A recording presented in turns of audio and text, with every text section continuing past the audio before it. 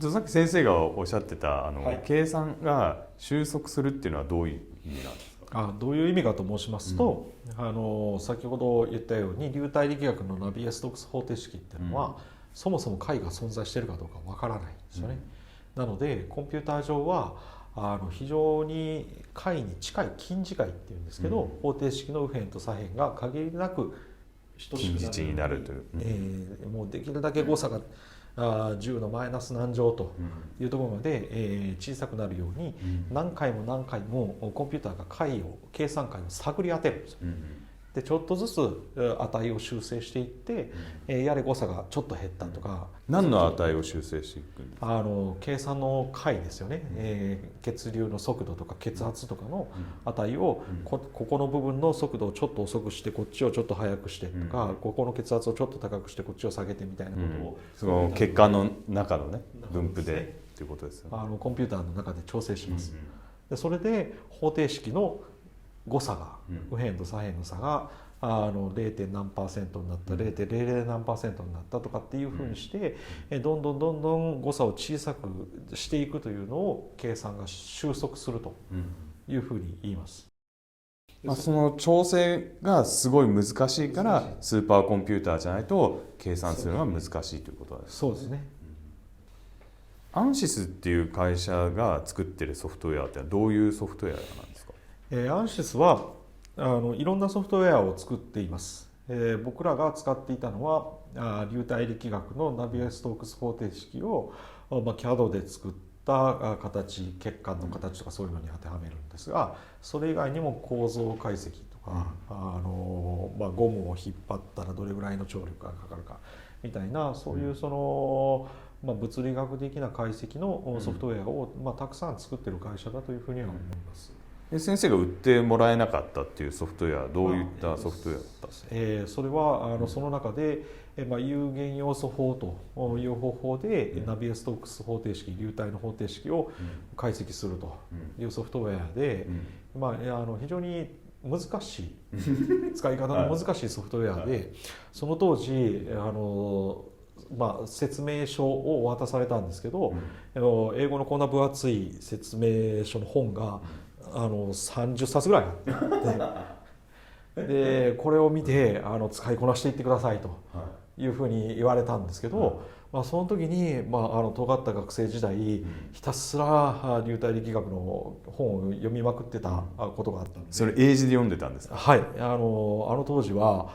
日本語の教科書ではもう足らなくなってきて、でもっと知りたい物理のことがあるとアマゾンの船便で6週間ぐらいかけて取り寄せて、でその場の量子論の教科書だとか流体力学の教科書だとか、今でも僕が学生時代に読んで今でもバイブルにしてるのはロシアで、冷戦時代に、ソビエトが物理学者を育てるために作られた教科書っていうのがあるんですよね。で、ランダムリフシスっていうんですけど、でそれはソビエトの科学者を鍛えるために作られたんですけど、あまりに優れた教科書だったんで、冷戦時代であっても英訳されてアメリカにも行ったと。でそれが、日本語訳にはなかなかなってくれなかったんで、英訳のものを取り寄せて、読んでいたというようなことがあって、その英文で数式を読むとか、流体の物理の本を読むということに何ら抵抗がなかったので、アンシスの分厚いマニュアルの中からフォンタンの手術の解析をするために必要なものを見つけるのにはさして時間かからなかったすごいですね。あります。僕板谷先生に初めて会った時に、おすすめの本は何ですかって聞いたの覚えてます？ありましたっけ？それが究極理論の夢です。そうですそうです。Dreams of the Final Theory って言って、僕がすごく尊敬しているスティーブン・ワインバーグっていう素粒子物理学者の書いた短編なんですけど、彼の書いた場の量子論っていう物理学の本格的な学生がチャレンジする教科書なんですけど、それを洋書で取り寄せて学生時代に読んでました。僕は日本語で読んだんですけど、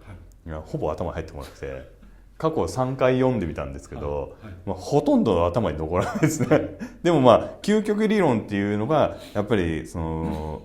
数学とか物理をやってる人たちの中ではやっぱり素晴らしいものだっていうことは十分理解しました。僕あの本の中で非常に強く印象に残ってる言葉があって、彼ら物理学者たちっていうのは物理学と哲学の関係を議論してる場所があるんですよね。ありますね。で、物理学者っていうのは哲学の高みから理論をこう、ひょいと拾い上げるようなことはできないと。で、鷹がこうひょっと餌を取っていくんじゃなくて、英語でいうハウルとハウントをかけてるんですけど、